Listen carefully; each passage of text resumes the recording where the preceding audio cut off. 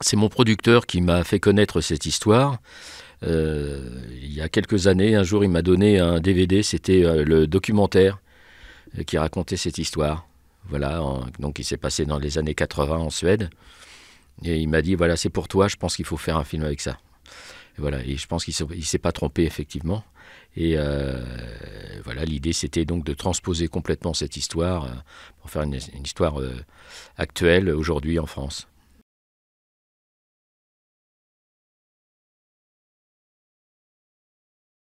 Au départ, c'est comme on dit, une bonne histoire. C'est-à-dire que au départ, je n'avais pas le projet de faire un film sur la culture en prison. Je connaissais pas, je savais pas ce qui se faisait en France. Et, et donc, voilà, c'est simplement que cette histoire de détenus qui tout d'un coup se mettent à répéter une pièce de Beckett, ça paraît tout à fait un peu incongru, un peu étonnant. Et puis alors, puis cette fin incroyable, voilà, ça donne envie de faire une fiction, enfin, de raconter ça. Oui.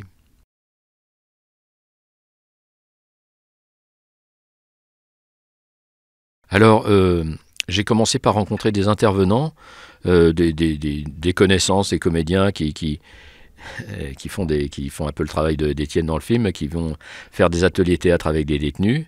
Et puis, par la suite, j'ai rencontré une coordinatrice culturelle donc, qui est en charge de la culture dans la prison, là où j'ai tourné le film, en fait. Et Irène Muscari, et elle m'a, je dirais, à l'occasion d'un spectacle que j'avais vu à Paris, avec des détenus, justement. J'étais allé voir parce que ça m'intéressait énormément.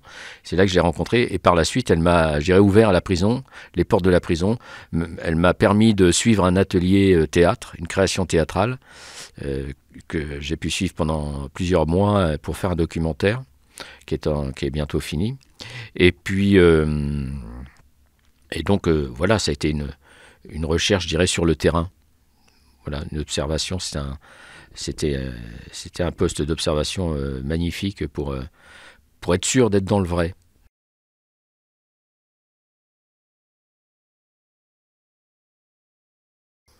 Il y a un challenge de scénario déjà qui est qui était enfin mon premier problème, c'était de savoir comment intégrer le théâtre dans cette histoire au cinéma.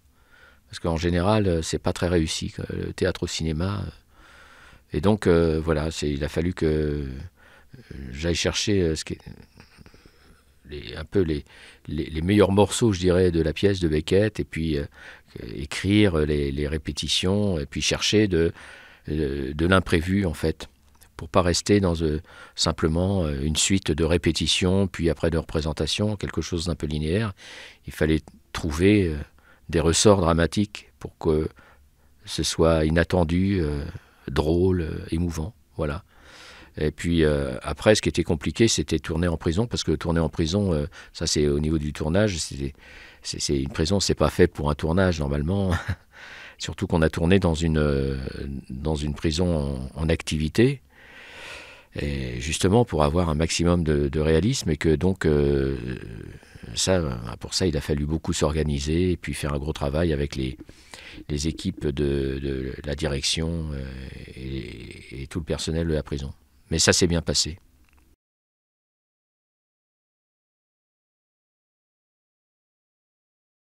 Ben moi, j'ai cherché en fait déjà à avoir je dirais, des comédiens qui reflètent un petit peu la réalité carcérale en France, dans sa diversité.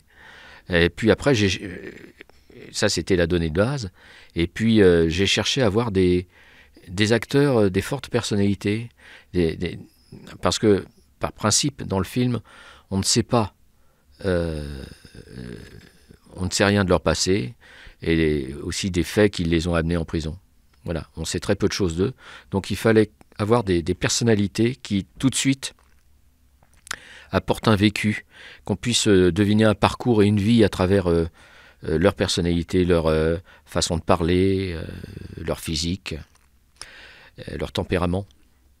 Voilà, alors donc j'ai cherché essayer de composer un paysage comme ça avec des grands, des gros, des noirs, des blancs, des jeunes, des vieux, et surtout des personnalités euh, intéressantes et complexes. Voilà.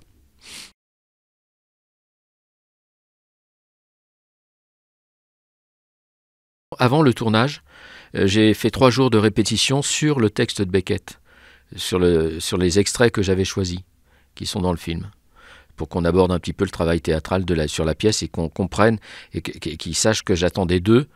Parce que ce qui était compliqué, c'était que je demandais à des acteurs professionnels de jouer des acteurs non professionnels et même des débutants. Et en plus des détenus. Donc il fallait qu'ils jouent à la fois sur un registre, quand ils sont dans leur rôle de détenus, très spontané, très naturaliste. Et après, il faut qu'ils travaillent, qu'ils jouent dans un registre théâtral, de répétition, à la fois maladroit, sincère, et puis qu'on les voit faire des progrès. Donc c'est pas évident pour un acteur professionnel. Donc voilà, on a fait ce travail-là au début, et puis après, je n'ai pas répété, j'ai fait des lectures de séquences, mais je voulais pas répéter pour regarder beaucoup de spontanéité dans le jeu, que ce soit très vivant, et en leur laissant aussi une petite marge d'improvisation sur le texte.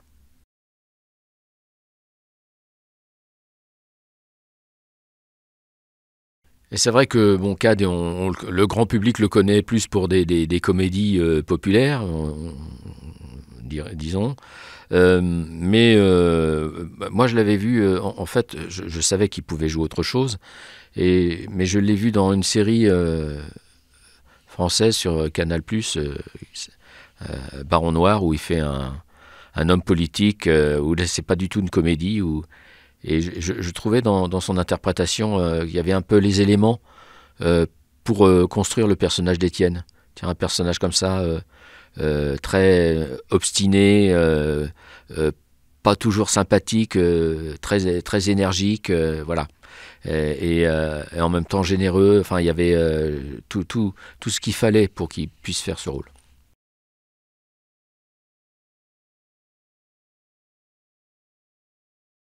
Quand il a lu le scénario et il m'a dit tout de suite oui. Il était très séduit par le rôle et par l'histoire. Après, bon, il a fallu que je l'attende. c'est un film sur l'attente, donc j'ai attendu aussi mon rôle, mon personnage principal, mon acteur principal, parce qu'il était pris par d'autres projets. Et j'ai attendu 1 an avant de tourner. Donc c'est ce qui m'a permis, ce que je disais tout à l'heure, de faire un documentaire en prison en attendant, qui m'a permis de préparer le film.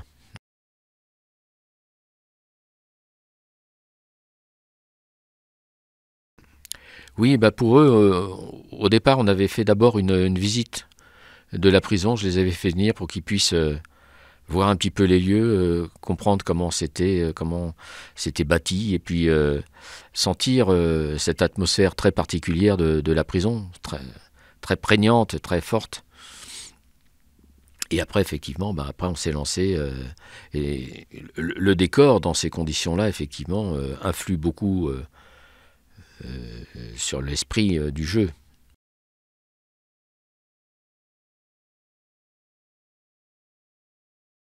Oui, alors, par rapport à l'histoire originale, en fait, j'ai gardé le fil de l'histoire, c'est-à-dire effectivement la pièce, euh, le metteur en scène qui vient faire répéter En attendant Godot par des détenus, puis après ce succès, cette tournée, et puis jusqu'à la fin, en fait, j'ai gardé un peu ce que j'ai vraiment, je dirais, inventé, hein, imaginé, c'est les personnages, en fait. La fiction se situe là, c'est-à-dire que les détenus, comme le personnage d'Étienne, ne sont pas les personnages de la vraie histoire. Ils sont tous différents, y compris Étienne, même s'il conserve un petit peu du personnage de Jan Jönsson, que je connais aussi, qui est le metteur en scène suédois, dans sa passion du théâtre et tout, mais il est plus âgé, voilà. J'ai inventé une fille, par exemple, et puis j'ai inventé l'idée que ce soit un acteur comme ça en perte de vitesse, dans un mauvais moment de sa vie, je dirais, et qu'il ait une revanche à prendre à travers ce projet. Ça, je dirais, c'est de la fiction. Mais je suis resté finalement très fidèle, je pense, à l'esprit de l'histoire originelle. Et d'ailleurs, Yann Johnson, lui, a beaucoup aimé ce film. Il a été très très séduit, très ému aussi par ce film, puisque je l'ai encore vu il y a une semaine, puisque je suis allé présenter le film en Suède, et que j'ai revu Yann, et j'ai même revu un ancien détenu, un des détenus de la vraie histoire, qu'on voit en photo à la fin du film dans le générique, qui était là, qui a vu le film, qui était très très ému, et finalement... voilà, je pense que c'est ça la réussite du film aussi, c'est d'avoir été à la fois d'avoir fait une fiction, je dirais très française, très conforme à ce qu'on connaît, à la réalité française, et en même temps, d'une certaine façon universelle, puisque ça touche, ça a touché le metteur en scène suédois, et je pense que ça touche aussi tous les publics. C'est un film qui voyage beaucoup, qui a été très, très vendu à travers le monde. Je crois qu'il y a 30 ou 35 pays qui ont acheté le film. Et partout, jusqu'à présent, où j'ai pu suivre le film, le film est très bien reçu et les publics, je dirais, de pays et de cultures très différentes sont très sensibles à ce film.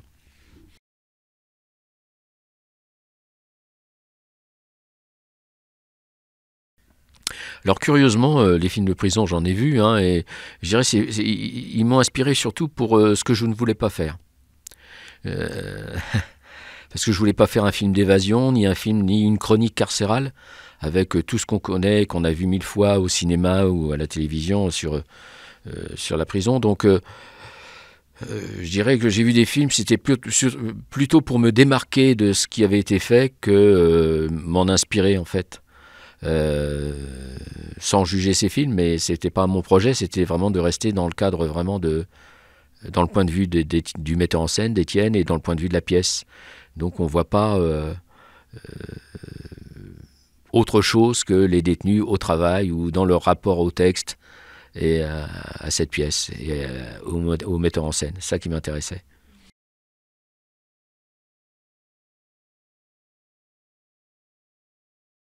Oui, parce que je voulais être fidèle à l'histoire et à ce qui se fait aussi, parce qu'en France, comme je vous le disais, j'ai pu suivre ça pour faire un documentaire sur un projet comme ça, mais voilà, c'est une réalité. Il y a un travail théâtral dans beaucoup de prisons.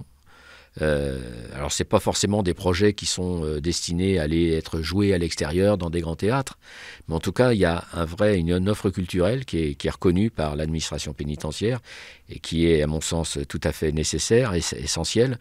Et je voulais être, ne pas trahir cette réalité-là et être fidèle à ça et en rendre compte de façon aussi ce que le public puisse se dire ah oui effectivement ça existe et ça se passe comme ça. Et voilà, et les témoignages que j'ai eus, moi, des personnels de la prison, par exemple, ou tous les professionnels qui travaillent dans la culture en prison, tout le monde me dit, mais voilà, c'est comme ça que ça se passe.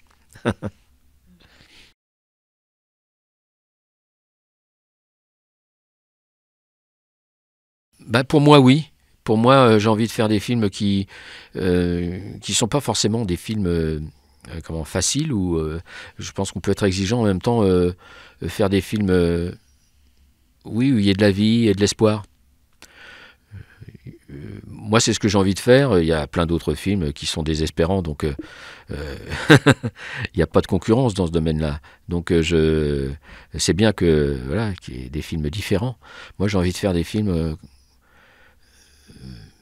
voilà qui donne foi en l'humanité, en l'homme. Je pense qu'on est dans des sociétés suffisamment et dans des temps suffisamment déprimants pour qu'on puisse voir quand même, comme vous le disiez, hein, quelque chose de lumineux aussi en même temps, parce que ça existe vraiment. Et donc il faut le mettre en valeur, voilà. On a besoin de courage, donc j'essaye de ne pas décourager les gens dans les films.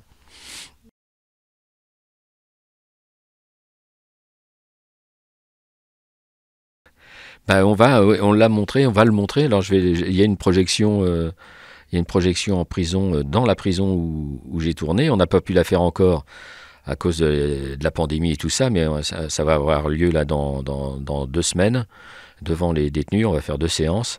Et puis la semaine prochaine, il y a une projection au CNC pour devant le ministre de la Justice et la ministre de la Culture. Voilà, donc c'est un film qui va être vu.